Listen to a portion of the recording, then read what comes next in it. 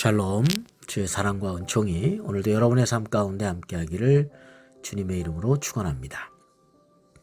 오늘 우리가 묵상하실 말씀은 에스라 10장 1절부터 4절까지 말씀이 되겠습니다.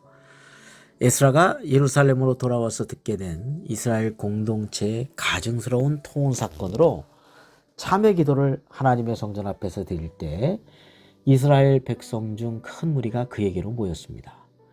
그 중에 엘람 자손 중 스가냐가 에스라에게 아직 소망이 남아 있습니다.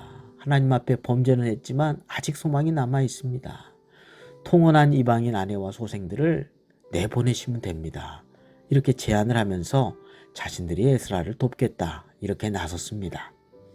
에스라는 이 일에 제사장들과 레위 사람 또 온 이스라엘에게 이 말대로 행할 것을 맹세하게 하고요. 그리고 나서 그는 이제 성전 앞에서 일어나서 여호하난의 방으로 들어가서 그 죄에 대해서 근심하면서 음식도 안 먹고 물조차 먹지 않으면서 단식이죠. 금식은 물론이거니와 단식하면서 우상숭배의 죄악이 스며들게 하는 이 모든 통혼에 대해서 행정적 사법적인 조치를 취하기 시작합니다. 사실 에스라는요, 당시 바사 제국의 아닥사스다 왕에게 무엇인지 구하면 다 허락을 받아낼 정도로 왕과 깊은 신뢰 관계를 가지고 있던 그러한 사람이었죠. 왕으로부터 그래서 종교적인, 행정적인, 사법적인 막강한 전권을 가지고 예루살렘에서 내려왔습니다. 그래서 추진할 수 있었거든요. 그렇지만 이미 결혼한 이들에게 어떤 강압적으로 행하고 싶지는 않았을 것 같습니다.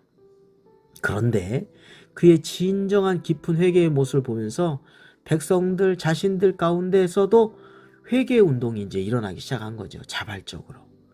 그래서 이 죄악으로 이제 막 재건되고 있지 않았습니까? 성전도 재건되었고 이제 하나하나 재건되고 있는데 다시금 하나님 앞에 가증스러운 죄악된 모습으로 돌아가니까 이렇게 하면 다 죽겠다. 멸망할 수밖에 없지 않느냐라고 하는 영적인 깊은 인식을 갖고 에스라가 요구하는 결단을 이스라엘 백성들이 따르게 됩니다. 자, 그 내용이 오늘 8절부터 12절 내용이 되겠습니다. 에스라 10장 8절 12절 말씀 보겠습니다. 누구든지 방백들과 장로들의 훈시를 따라 3일 내에 오지 아니하면 그의 재산을 정몰하고 사로잡혔던 자의 모임에서 쫓아내리라 하며. 이거는 행정적인 조치, 사법적인 조치가 이제 취해지는 것이죠. 유다와 베냐민 모든 사람들이 3일 내에 예루살렘에 모이니 때는 9째 달 20일이라. 5월 1일 날 왔는데 지금 9월 20일에 이러한 조치가 시행되고 있는 것이죠. 무리가 하나님의 성전 앞 광장에 앉아서 이 일과 큰 비 때문에 떨고 있더니 제사장 에스라가 일어나 그들에게 이르되 너희가 범죄하여 이방 여자를 아내로 삼아 이스라엘의 죄를 더하게 하였으니 이제 너희 조상들의 하나님 앞에서 죄를 자복하고 그의 뜻대로 행하여 그 지방 사람들과 이방 여인을 끊어 버리라 하니 모든 회중이 큰 소리로 대답하여 이르되 당신의 말씀대로 우리가 마땅히 행할 것이니이다. 아멘.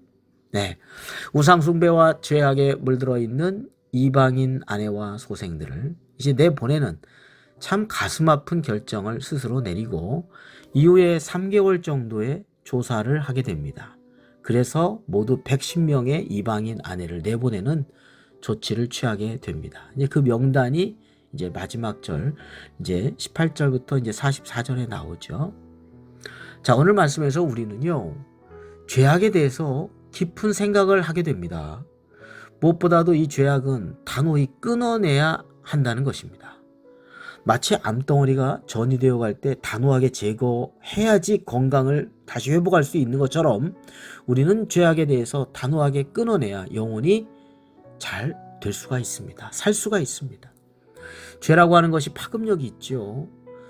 아마도 처음에는 몇 사람으로 시작했을 거예요. 이방 여인과 통혼하는 것이. 근데 이것이 파급력이 있어 점점 번져가고 심지어 지도층까지도 그런 일에 앞장서는 아주 나쁜 영향력이 가장 강력하게 지금 파급을 했던 것을 보게 됩니다. 에스라는 이런 문제를 접하고 나서 철저히 그리고 단호하게 죄악에 대해서 끊어내는 일을 행하였던 것이죠. 그러므로 재건되기 시작한 이스라엘 공동체가 다시금 믿음 안에 견고히 세워지도록 이끌었던 것입니다. 이러한 모든 일이 철저한 회개에서부터 시작되고 이루어져 갔습니다.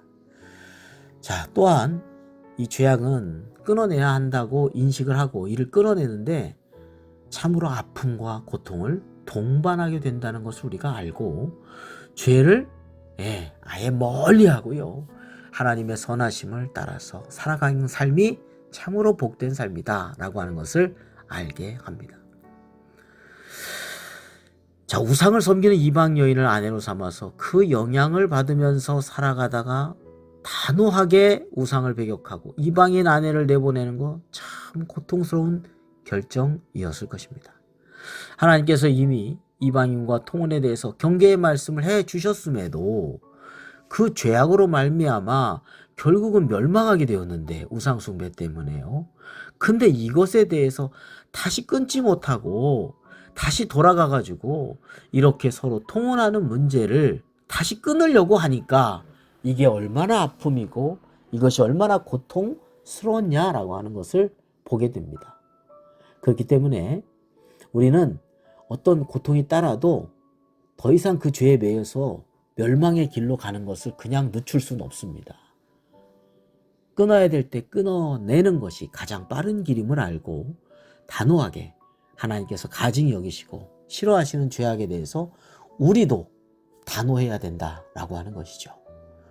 우리 가운데 혹여나 죄악의 어떤 습관에 젖어서 살아가고 있는 부분이 이제 하나님의 말씀으로 깨닫게 된다면, 성령님께서 깨닫게 해주신다면 역시 우리도 단호하게 죄악에 대해서는 끊어내야 하겠습니다.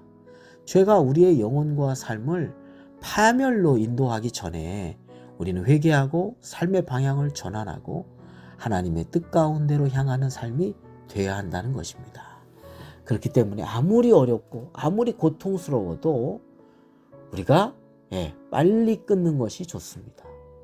그리고 죄를 멀리 그리고 하나님을 가까이 하고 하나님의 선하심, 그 인도하심 가운데 살아가는 삶이 가장 복되다는 것을 우리는 늘 인식하면서 믿음 안에 주님 안에 거하는 삶이 되시기를 주님의 이름으로 축원합니다. 기도드리겠습니다.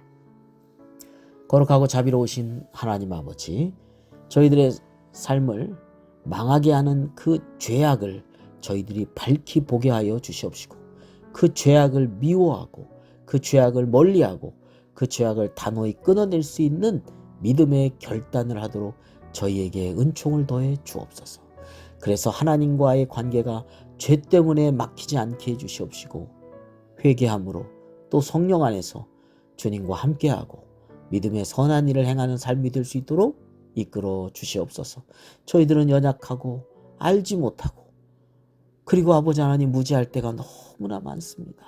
하나님 저희를 긍휼히 여겨주셔서 영적인 눈을 띄어지게 하여 주시옵시고 죄악을 보게 하여 주시옵시고 우리가 죄를 깨달았을 때 머뭇머뭇거리는 것이 아니라 단호하게 끊어내고 주님 품 안에서의 자유와 평안함을 생명을 얻는 삶이 되게 하여 주옵소서. 우리 구주 예수 그리스도의 이름으로 기도드립니다. 아멘.